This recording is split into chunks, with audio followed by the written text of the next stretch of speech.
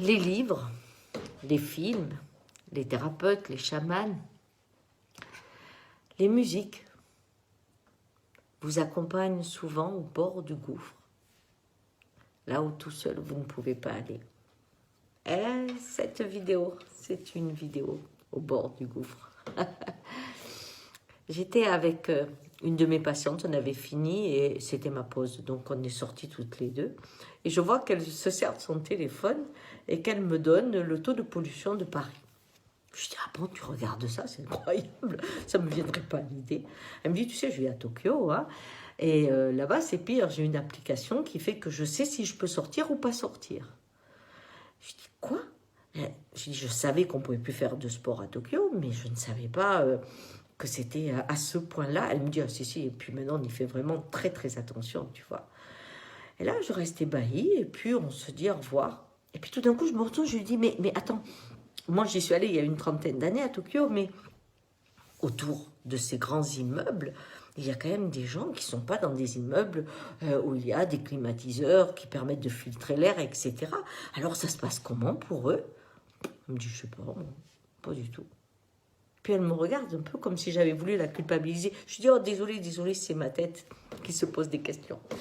Et je file en me disant, quand même, dis-donc, il y a des jours où on ne peut pas sortir respirer, maintenant il va falloir avoir les moyens d'habiter dans un endroit où tu peux rester tranquille ou quoi. Voilà, et puis je continue et ça me travaille et ça me ramène à une autre séance que j'avais eue avec une femme qui est dans l'humanitaire mais qui va dans des lieux où peu de gens vont, dans des camps, hein.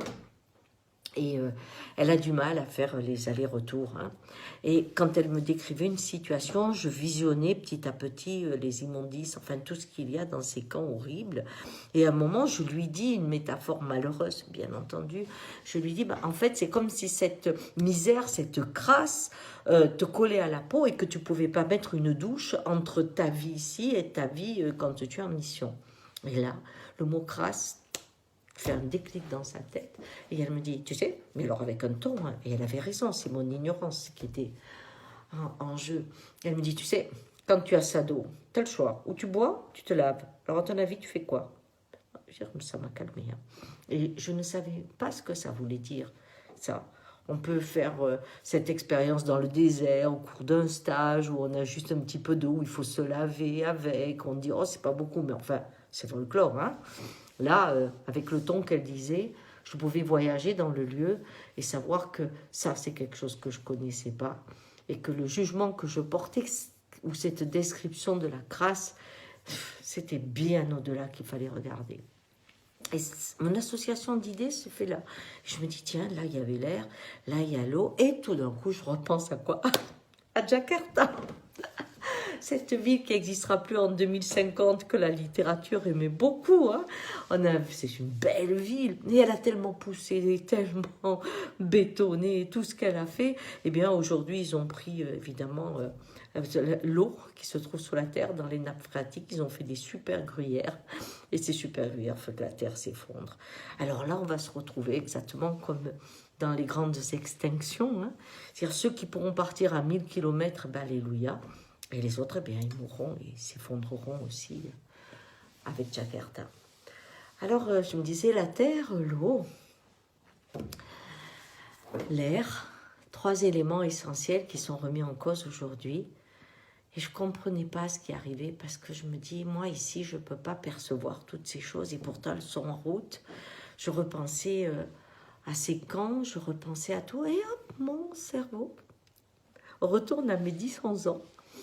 Quand j'avais compris que l'Atlantide, dans mon monde, c'était comme le Mont Saint-Michel, mais tout en verre. Vous voyez, ce grand monument où les gens vivaient là, ils étaient télépathes, c'était pratiquement des êtres éveillés qui étaient là, et tout autour, c'était une mer très bleue. Alors, en fait, l'Atlantide, c'est plutôt indien, ça a des cercles, 3 cercles, tels que c'était vu, et c'était très différent. Et là, je le voyais comme ça, j'étais jeune, et je me souviens de me dire, oh, c'est énorme, ils ont acquis la connaissance, mais ils sont enfermés dedans. Je pensais ça. Et là, cette image me revient, et tout d'un coup, je vois tous ces immeubles. Et autour, eh bien autour, je vois comme pour toutes les extinctions, la mer de cadavres. Alors j'avais envie de vous faire voyager là parce que il n'est pas encore trop tard. Et attention, on s'habitue tellement facilement. Vous voyez son application qui lui dit tu peux sortir, pas sortir. On s'adapte. Mais en s'adaptant au pire, eh bien on ne crée pas un monde meilleur.